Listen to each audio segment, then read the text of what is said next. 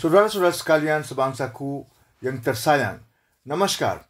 Kali ini ketika saya membaca dengan teliti surat-surat komentar beragam masukan yang terus mengalir untuk Man Ki Baat, banyak orang mengingat satu hal yang sangat penting.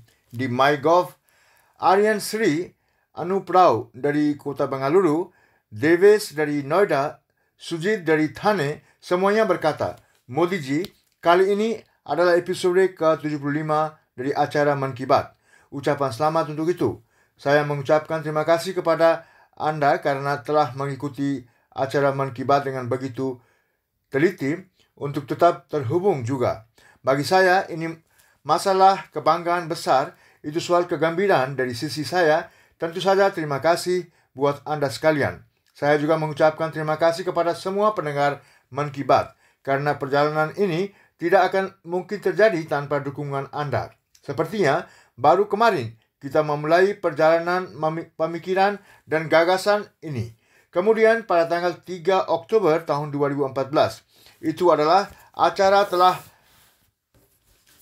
Saleh Vijayadashmi. Lihat kebetulan, hari ini adalah Holika Dahan. Semoga satu lampu menerangi yang lain sehingga menerangi bangsa. Dengan mengikuti sentimen ini, kita telah melintas dengan cara ini. Kami berbicara kepada orang-orang di setiap sudut negara dan belajar tentang pekerjaan luar biasa mereka. Anda juga pasti pernah mengalami bahwa bahkan di sudut-sudut terjauh di negara kita, terdapat potensi yang sangat besar dan tak tertandingi. Banyak sekali permata yang dipelihara, disimpan di pangkuan Ibu Pertiwi India. Bagi saya, ini merupakan pengalaman besar untuk melihat masyarakat mengetahui tentang masyarakat menyadari kekuatannya. Selama 74 episode ini, seseorang membahas banyak topik. Kadang-kadang ada referensi tentang sungai. Di waktu lain, puncak gunung Himalaya. Terkadang hal-hal yang berkaitan dengan gurun pasir. Di waktu lain, bencana alam. Terkadang tenggelam dalam cerita yang tak terhitung banyaknya tentang pelayanan kepada kemanusiaan. Kadang-kadang penemuan di bidang teknologi. Di sisi lain, kisah tentang pengalaman melakukan sesuatu yang baru di sudut yang tidak diketahui. Soalnya apakah itu tentang sanitasi atau diskusi tentang melestarikan warisan kita, dan bukan hanya itu, sebutan untuk membuat mainan apa yang tidak ada di sana. Mungkin banyaknya topik yang kita singgung ternyata tak terhitung banyaknya. Selama ini, dari waktu ke waktu, kami memberikan penghormatan kepada tokoh-tokoh besar yang kontribusinya dalam pembangunan India tak ada taranya. Kami belajar tentang mereka. Kami juga berbicara tentang banyak masalah global. Kami telah mencoba mendapatkan inspirasi dari mereka. Ada banyak poin yang Anda ceritakan kepada saya. Anda memberi pada saya banyak ide. Bisa dibilang dalam Vichar Yatra, yaitu perjalanan pemikiran dan ide ini, Anda terus berjalan bersama, terus terhubung, menambahkan sesuatu yang baru.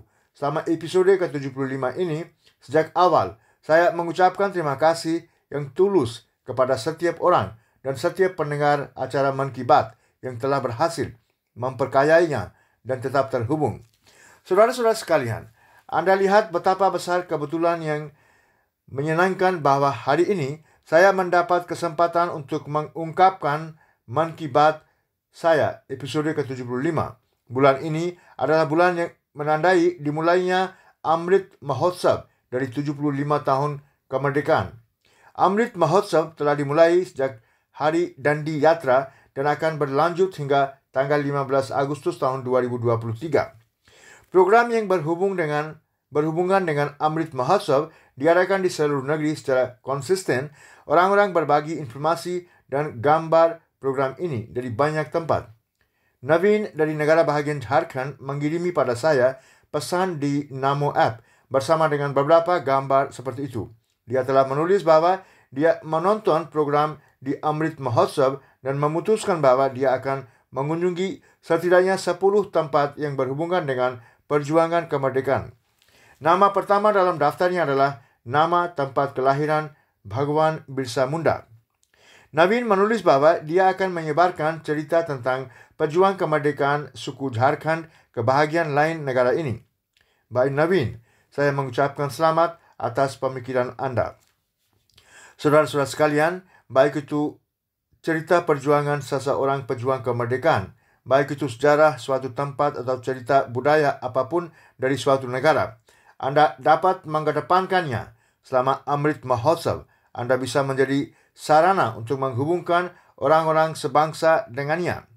Anda akan melihat lambat laun Amrit Mahotsav akan dipenuhi dengan titisan nektar yang serupa, dan kemudian ramuan yang akan mengalir akan menginspirasi kita hingga 100 tahun kemerdekaan India. Itu akan membawa negara ini ke ketinggian yang lebih baru, menumbuhkan semangat untuk melakukan sesuatu atau hal lain untuk negara ini.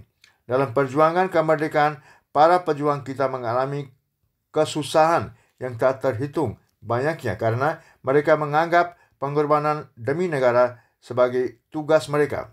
Semoga cerita abadi pengorbanan mereka, tiag dan belidan, terus menginspirasi kita menuju jalan tugas. Dan seperti yang dikatakan Bhagavan Krishna dalam kitab suci Gita, Niyatam kuru karma, tvam karma jayo hyakarmane. Bersamaan dengan sentimen yang sama, semoga kita semua memenuhi tugas yang diberikan dengan setia. Dan Amrit Mahotsav dari kebebasan kita mengiratkan bahwa kita membuat keputusan baru, dan untuk mewujudkan resolusi tersebut, kita bertekun sepenuh hati dengan uji tuntas, dan keputusan harus sedemikian rupa yang dimaksudkan untuk kesejahteraan masyarakat, untuk kebaikan negara, untuk masa depan yang cerah bagi India. Keputusan harus sedemikian rupa di mana diri memikul satu tanggung jawab atau yang lain, terjalin dengan tugasnya sendiri. Saya yakin kita memiliki kesempatan besar ini untuk mewujudkan, menjalani ajaran-ajaran dari kitab suci kita. Saudara-saudaraku yang terkasih, tahun lalu adalah bulan Maret ketika negara ini mendengar istilah jam malam janata untuk pertama kalinya. Lihat saja pengalaman kekuatan praja atau rakyat yang agung. Orang-orang di negeri yang hebat ini, jam malam janata telah menjadi kebingungan bagi seluruh dunia. Itu adalah contoh disiplin yang belum pernah dilihat sebelumnya. Generasi yang akan datang pasti akan merasa bangga akan hal itu. Demikian pula, mengekspresikan kehormatan, rasa hormat untuk para pejuang corona kita, memukul piring, bertepuk tangan, menyalakan lampu. Anda tidak dapat membayangkan betapa hal itu menyentuh hati para prajurit corona. Dan itulah alasan mereka bahwa mereka dengan tegas bertahan sepanjang tahun, tanpa kenal lelah, tanpa berhenti. Dengan teguh, mereka bertahan untuk menyelamatkan nyawa setiap warga negara. Tahun lalu, sekitar waktu ini, pertanyaan yang muncul adalah kapan vaksin corona akan datang? Saudara-saudara sekalian, ini merupakan suatu kehormatan bagi semua orang bahwa saat ini India menjalankan program vaksinasi terbesar di dunia. Puspa Sukla dari kota Bhubaneswar mengirim kepada saya foto-foto program vaksinasi. Dia mendesak saya untuk berdiskusi di acara Man Ki Baat tentang antusiasme yang terlihat pada orang-orang lansia di rumah tangga mengenai vaksin. Saudara-saudara sekalian, itu benar juga. Kita bisa mendengar berita seperti itu dari seluruh pelosok negeri. Kami melihat gambar-gambar yang menyentuh hati kami. Seorang ibu berusia 109 tahun dari kota Jaunpur di negara bahagian Uttar Pradesh, Ram Dolaiyaji, mendapatkan vaksinasi. Demikian pula Keval Krishnaji yang berusia 107 tahun di Delhi telah mengambil dosis vaksin. Jay Chaudhry berusia 100 tahun dari kota Hyderabad mengambil vaksin, dan ada seruan bagi semua agar mengambil vaksin. Saya mengamati di Twitter, Facebook, bagaimana setelah mendapatkan vaksin untuk orang tuanya, orang-orang mengunggah foto mereka. Seorang pemuda, Anandan Nair dari negara bahagian Kerala, ternyata memberikan istilah baru untuk ini, layanan vaksin. Pesan serupa dikirim oleh Sivani dari Delhi, Himanshu dari Himachal Pradesh, dan banyak pemuda lainnya. Saya menghargai pemikiran-pemikiran dari Anda semua, para pendengar. Di tengah semua ini, ingatlah mantra untuk melawan corona. Dawai bhi, karai bhi. Bukannya saya harus mengatakan, kita harus hidup juga, berbicara juga, memberitahu juga, dan terus membuat orang-orang agar berkomitmen, dawai भी, kerai भी juga. Saudara-saudaraku yang terkasih, hari ini aku harus berterima kasih kepada Soumya Ji yang tinggal di kota Indore. Dia menarik perhatian saya ke suatu subjek dan mendesak saya untuk menyebutkannya dalam acara Man Ki Baat. Subjek ini adalah rekor baru pemain kriket India Mithali Raj. Baru-baru ini, Mithali Raj Ji menjadi pemain kriket wanita India pertama yang membuat 10,000 run. Banyak ucapan selamat buatnya atas pencapaian ini. Dia juga satu-satunya pemain wanita internasional yang mencetak 7,000 run dalam satu hari pertandingan internasional. Kontribusinya di bidang kriket wanita sangat luar biasa. Mithali Raj Ji telah menginspirasi jutaan orang selama lebih dari 2 dekade dari karirnya. Kisah ketekunan dan kesuksesannya merupakan inspirasi bukan hanya untuk pemain kriket wanita, tetapi juga untuk pemain kriket pria. Saudara-saudara sekalian, ini menarik di bulan Maret sendiri, saat kita merayakan Hari Wanita, banyak pemain wanita yang mendapatkan rekor dan medali atas nama mereka. India mengantongi posisi top selama pertandingan penembakan Piala Dunia ISSF yang diselenggarakan di Delhi. India juga menduduki puncak penghitungan medali emas. Ini dimungkinkan karena tampilan luar biasa oleh penembak wanita dan pria India. Sementara PV Sindhu Ji berhasil meraih medali perak pada turnamen badminton BWF Swiss Open Super 300. Saat ini, dari pendidikan hingga kewirausahaan, angkatan bersenjata hingga sains dan teknologi, putri-putri dari negara ini membuat tanda yang berbeda di mana-mana. Saya sangat senang bahwa para putri membuat tempat baru untuk diri mereka sendiri dalam olahraga. Olahraga muncul sebagai pilihan yang disukai dalam pilihan profesional. Saudara-saudara sekalian, apakah Anda ingat KTT Maritim India yang diadakan beberapa waktu lalu? Apakah Anda ingat apa yang saya katakan di puncak ini? Secara alami, begitu banyak program terus berlangsung, begitu banyak hal yang dikatakan, bagaimana seseorang mengingat semua, dan bagaimana seseorang memperhatikan juga secara alami. Tapi, saya merasa senang bahwa Guru Prasad Ji memenuhi salah satu permintaan saya dengan penuh minat. Di KTT ini, saya sempat berbicara tentang pengembangan fasilitas pariwisata di sekitar kompleks Lighthouse di tanah air. Guru Prasad Ji telah berbagi pengalaman perjalanannya di tahun 2019 kedua Mercusuar Chennai dan Mercusuar Mahabalipuram. Dia telah membagikan fakta yang sangat menarik yang akan mencenangkan bahkan para pendengar Man Ki Baat. Misalnya, rumah lampu Mercusuar Chennai adalah salah satu mercusuar pilihan dunia yang memiliki dorongan. Tidak hanya itu, ini juga satu-satunya mercusuar di India yang berada dalam batas kota. Ini memiliki panel surya juga untuk tenaga listrik. Guru Prasad Ji juga berbicara tentang Museum Peninggalan Mercusuar yang membawa sejarah navigasi laut, sumbu raksasa lampu minyak tanah, uap minyak bumi, dan lampu listrik yang digunakan di masa lalu dipamerkan di museum.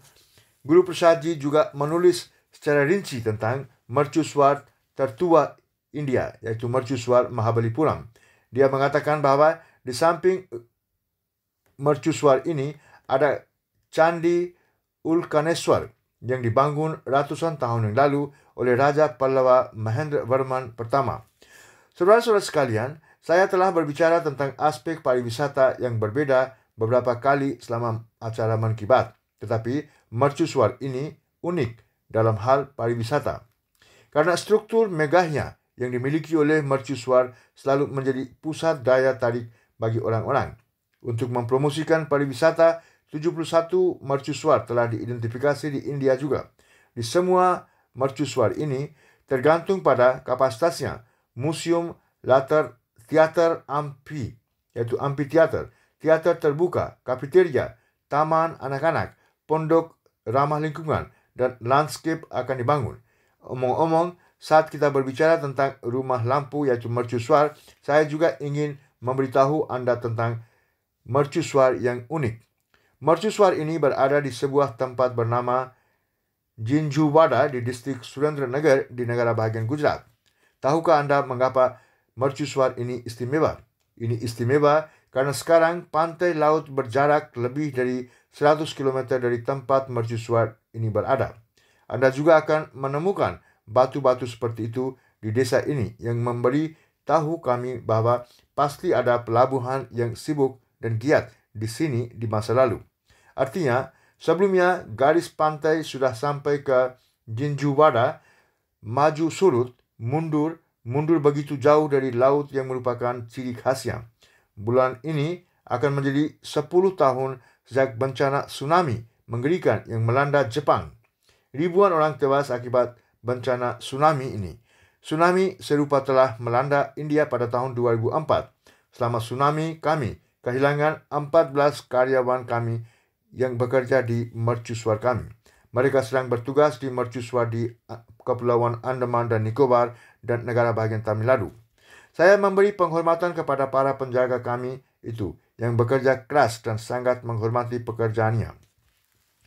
Saudara-saudara sekalian yang terhormat, kebaruan modernisasi sangat penting di semua bidang kehidupan. Jika tidak, maka kadang-kadang menjadi beban. Modernisasi di bidang pertanian India adalah kebutuhan saat ini. Ini sudah larut malam. Kami sudah kehilangan banyak waktu mengadopsi alternatif baru, inovasi baru bersama dengan pertanian tradisional. Sama pentingnya untuk menciptakan peluang kerja baru di sektor pertanian untuk meningkatkan pendapatan petani. Negara telah mengalaminya selama revolusi putih.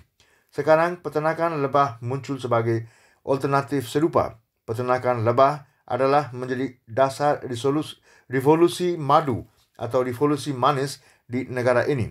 Petani dalam jumlah besar, petani yang berasosiasi dengannya, berinovasi. Persis seperti sebuah desa Gurdum di Darjeeling di negara bahagian Benggala Barat. Ada pegunungan yang curam, masalah geografis, namun orang-orang di sini mulai bertani lebah madu.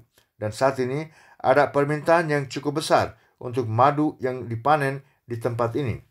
Ini juga meningkatkan pendapatan petani.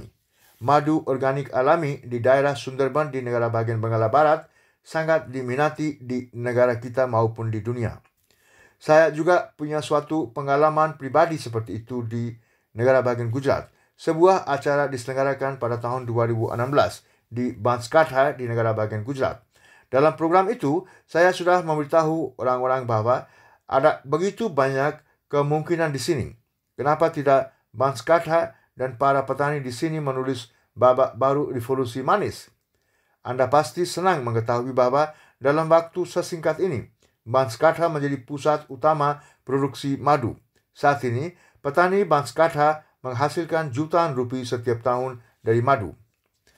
Ada contoh serupa juga dari Yamunanagar di negara bahagian Haryana.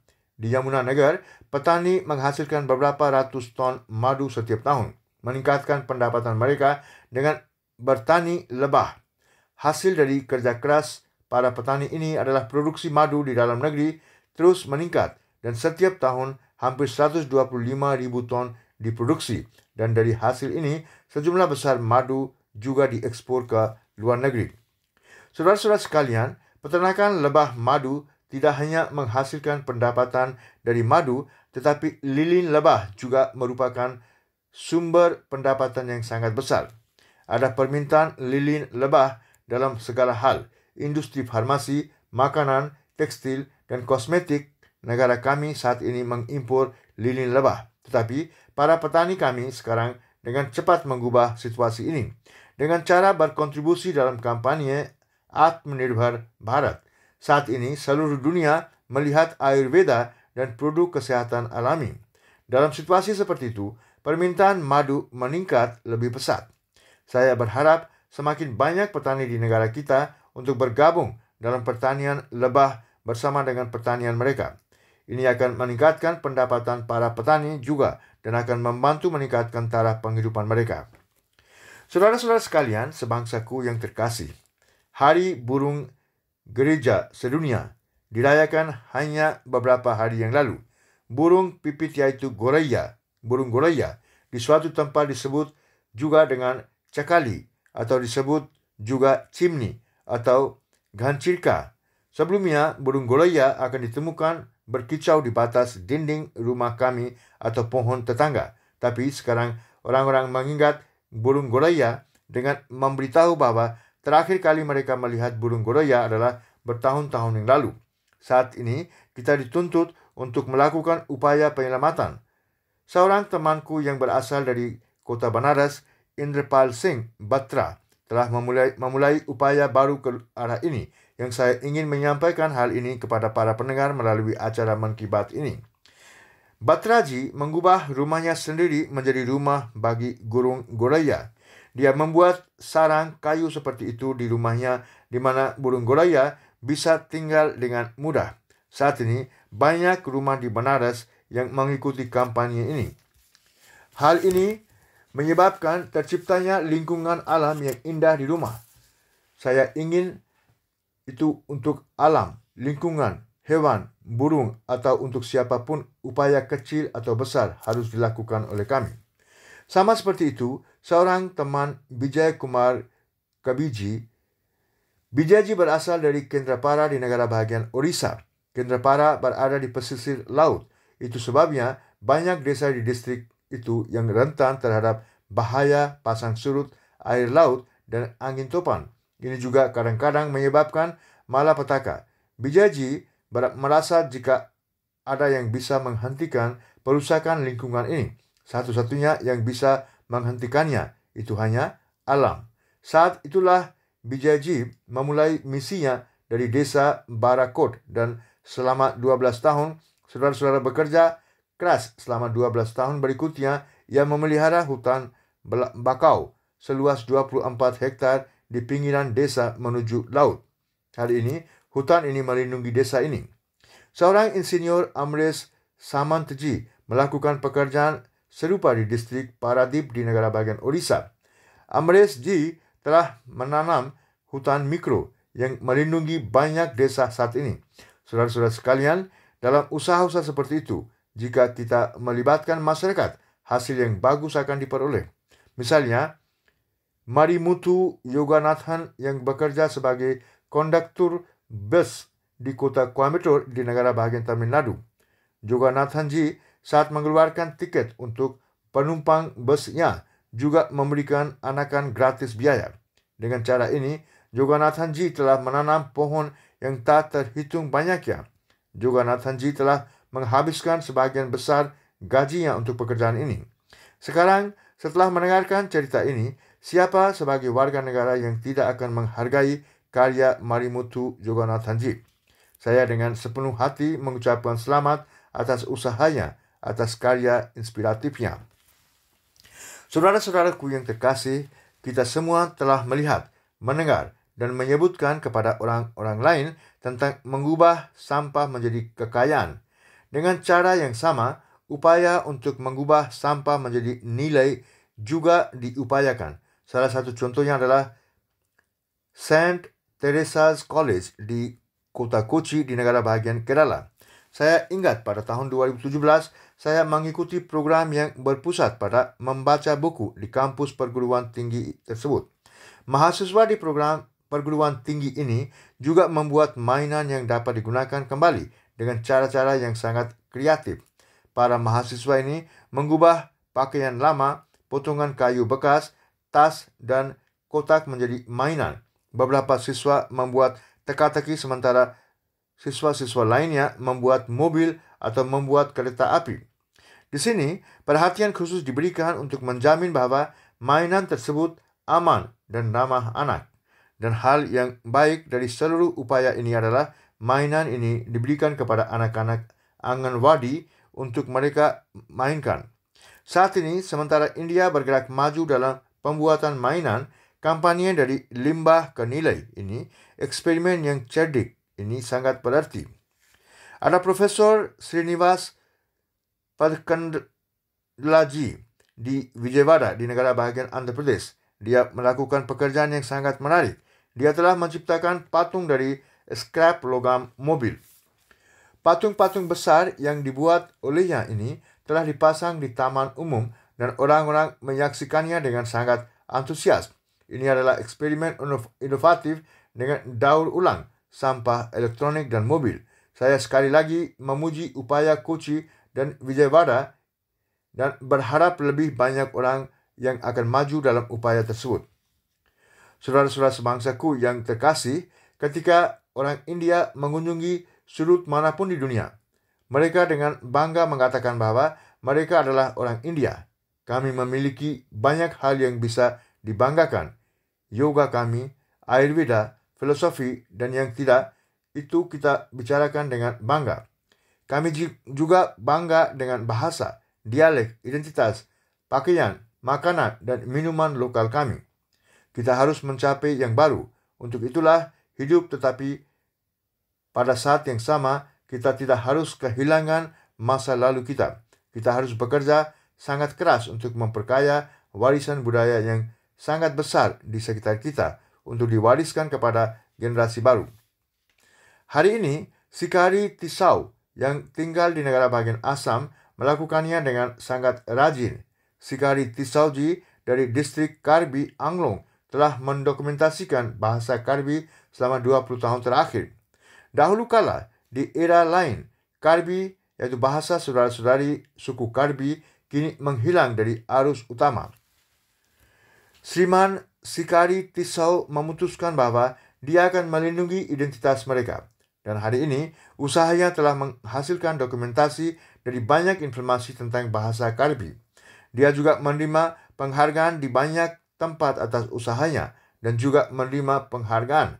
Saya tentu saja mengucapkan selamat kepada Sriman Sikari Tisauji melalui acara Menkibat ini, tetapi di banyak pelosok negeri akan ada banyak pencari seperti ini yang bekerja keras dalam inisiatif seperti ini, dan saya juga mengucapkan selamat kepada mereka semua. Saudara-saudara sekalian yang terkasih, permulaan yang baru selalu sangat istimewa. Awal baru berarti kemungkinan baru, upaya baru. Dan upaya baru berarti energi baru dan kekuatan baru. Itulah sebabnya sudah menjadi tradisi untuk mengamati permulaan baru sebagai perayaan di berbagai negara bahagian dan daerah dan dalam budaya kita yang penuh dengan keragaman. Dan kali ini adalah permulaan dari awal yang baru dan kedatangan yang baru. Festival Holi juga merupakan tradisi untuk merayakan Basant, yaitu musim semi sebagai festival. Saat kita merayakan Holi dengan warna-warni, di saat yang sama bahkan musim semi pun menebarkan warna-warni baru di sekitar kita. Pada saat ini, bunga mulai bermekaran dan alam menjadi hidup. Tahun baru juga akan dirayakan di berbagai daerah di negara ini dalam waktu yang dekat. Baik itu Ugadi atau Puthandu, Gudi Parva atau Bihu, Navre atau Poila, atau Boishakh atau Baisakhi, seluruh negeri akan basah kuyup oleh warna semangat, antusiasme, dan harapan baru. Di saat yang sama, Kerala juga merayakan indahnya festival Vishu. Setelah ini, segera acara suci Chaitra Navratri juga akan datang. Pada hari ke-9 di bulan Chaitra, kami mengadakan festival Ramnavami. Itu juga dirayakan sebagai peringatan kelahiran Dewa Rama dan awal dari era baru keadilan dan parakram.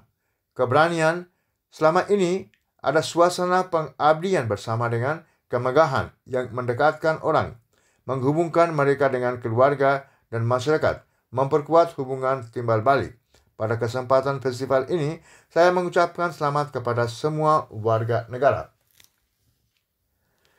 Saudara-saudara sekalian, selama ini pada 4 April, negara juga akan merayakan Paskah. Festival Paskah diamati sebagai perayaan kebangkitan Yesus Kristus. Secara simbolis, Paskah dikaitkan dengan awal kehidupan yang baru. Paskah adalah simbol kebangkitan harapan.